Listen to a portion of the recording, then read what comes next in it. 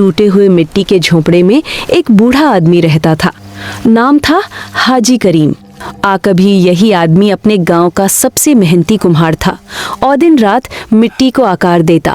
हाथ जख्मी हो जाते मगर दिल में सिर्फ एक सपना होता।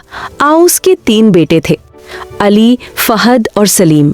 हाजी करीम ने अपनी भूख मारकर, पुराने कपड़े पहनकर और गर्मी सर्दी सहकर उन्हें शहर के सबसे अच्छे स्कूलों में पढ़ाया और हर इम्तिहान में कामयाबी पर उसकी आंखों में खुशी के आंसू आ जाते थे। वक्त गुजरा, बेटे वाकई कामयाब हो गए।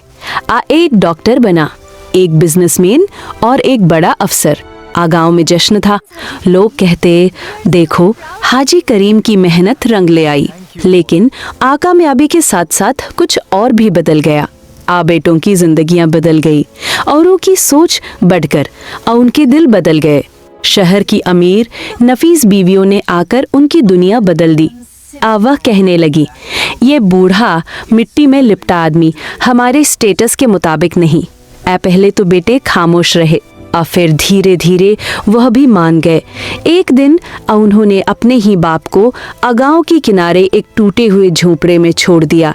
अब हाजी करीम अकेला था। उन बेटों की आवाज, आन घर की रौनक, बस एक चरखा और मिट्टी के कुछ ढेर। वो फिर से बर्तन बनाने लगा। लेकिन अब उसके हाथों में ताकत कम थी, आंखों में रोशनी कम हो गई थी। फिर भी हर बर्तन बनाते वक्त वह धीरे से कहता, या अल्लाह मेरे बच्चों को खुश रखना। एक दिन उसने एक खास बर्तन बनाया, बहुत नाजुक, बहुत खूबसूरत। उसमें उसने अपनी सारी मोहब्बत, दुख और तन्हाई डाल दी।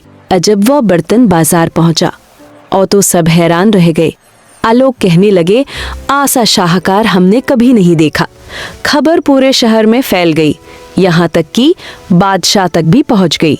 अगले दिन बादशाह खुद उस झोंपड़े के सामने खड़ा था। हाजी करीम हैरान रह गया। बूढ़े ने नरमी से पूछा, ये बर्तन तुमने बनाया है? बूढ़े ने झुके हुए सर के साथ कहा, है जी हुजूर। बादशाह की आंखों में चमक थी।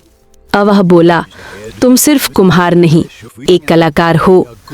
फिर उसने पूछा, तुम अकेले क्यों रहते हो?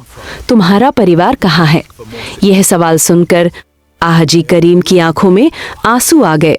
उसने धीरे से कहा, मेरे बेटे हैं, बहुत कामयाब हैं। बस मैं उनके काम का नहीं रहा। यह खबर शहर में आग की तरह फैल गई और जल्द ही यह खबर उसके बेटों तक भी पहुंच गई। जब उन्होंने सुना कि उनका बाप, जिसे वो छोड़ आए थे, आज बादशाह के सामने इज्जत पा रहा है, तो उनके दिल कांप उठे। उन्हें अपनी गलती का एहसास हुआ। वह तीनों तुरंत गांव पहुंचे। झोंपड़े के सामने खड़े थे, वही झोंपड़ा जिसे वह कभी देखना भी पसंद नहीं करते थे। अंदर दाखिल हुए। तो देखा उनका बूढ़ा बाप खामोशी से एक और बर्तन बना रहा है। अब्बा, आया शब्द सुनकर हाजी करीम के हाथ रुक गए और उसने धीरे से सर उठाया। सामने उसके तीनों बेटे खड़े थे, आंखों में आंसू, वो चेहरे पर शर्मिंदगी। वो दौड़कर उसके कदमों में गिर गए। अब्बा, हमें माफ कर दीजिए, और हमने बहुत बड़ी गलती किया। कुछ लम्हों की खामोशी के बाद हाजी करीम ने अपने कांपते हुए हाथों से उनके सिरों पर हाथ रखा और मुस्कुराकर कहा, बेटा, माँ बाप का दिल मिट्टी की तरह होता है और जितना भी तोड़ो और फिर भी तुम्हारे लिए ही जुड़ जाता है।